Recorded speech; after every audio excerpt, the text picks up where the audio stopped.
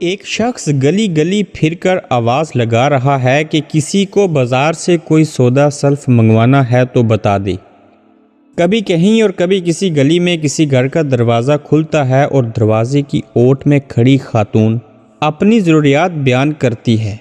اگلے دن وہی شخص گلی گلی گھوم کر گھروں میں خط پہنچا رہا ہے جو روم اور فارس کے محاذ پر جہاد میں مصروف سپاہیوں کی طرف سے ان کے اہل خانہ کے نام آئے ہیں۔ خط پہنچانے کے ساتھ وہ آواز بھی لگا رہا ہے کہ کسی نے جوابی خط دینا ہے تو لکھ کر فلاں تاریخ تک میرے حوالے کر دے تاکہ فلاں تاریخ فلاں محاذ پر قاصد نے روانہ ہونا ہے۔ آواز لگانے والا ساتھ ہی یہ بھی آواز لگاتا ہے کہ لکھنے کا سامان کسی کے پاس نہیں تو مجھ سے لے لے، اور اگر کسی کو لکھنا نہیں آتا تو مجھ سے لکھوا لے۔ اکا دکا گھروں کے دروازے پر مورخ نے یہ منظر بھی دیکھا کہ وہ شخص دروازے کی چوکھٹ پر بیٹھا ہے اور دروازے کی اوٹ سے کوئی خاتون جوابی خط کا مضمون بیان کر رہی ہے اور یہ لکھتا جاتا ہے۔ اجنبی زمینوں پر اس وقت کے فرعونوں کو ناکو چنے چپانے پر مجبور کرنے والے مجاہدین کے گھروں میں روزمرہ ضروریات کے مطابق سودا سلف پہنچانے والا ان مجاہدین کے گھروں پر ڈاک پہنچانے اور ڈاک کا جواب محاذوں کی طرف روانہ کرنے والا یہ شخص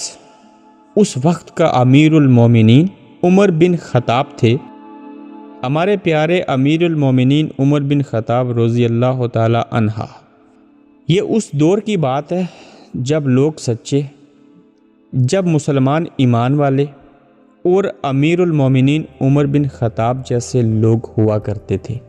اگر موجودہ دور میں ہم بات کریں کہ ہم کس طرح سے ملکی سالمیت، ہماری پاک آرمی، ہمارے دفاعی جتنے بھی ادارے ہیں، ان کے ساتھ ہم کس حد تک تعاون کرتے ہیں یا ہم ان کی کس حد تک کردار کشی کرتے ہیں،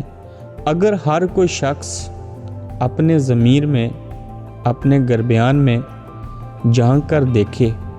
تو اسے یقیناً یہ محسوس ہوگا کہ ہمارا درجہ وہ نہیں ہے جو کہ ایک اسلامی جمہوریہ پاکستان کے اندر رہنے والے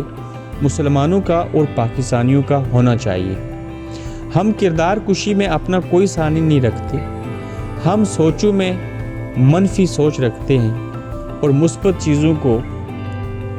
عارضی سمجھتے ہوئے اگنور کر دیتے ہیں، اور کبھی کبھار بعض واقعات بعض دفعہ ایسے بھی ہوتے ہیں جو ہمیں حال میں شاید برے لگیں کہ ایسا کیوں ہوا اور کیوں ہوتا ہے،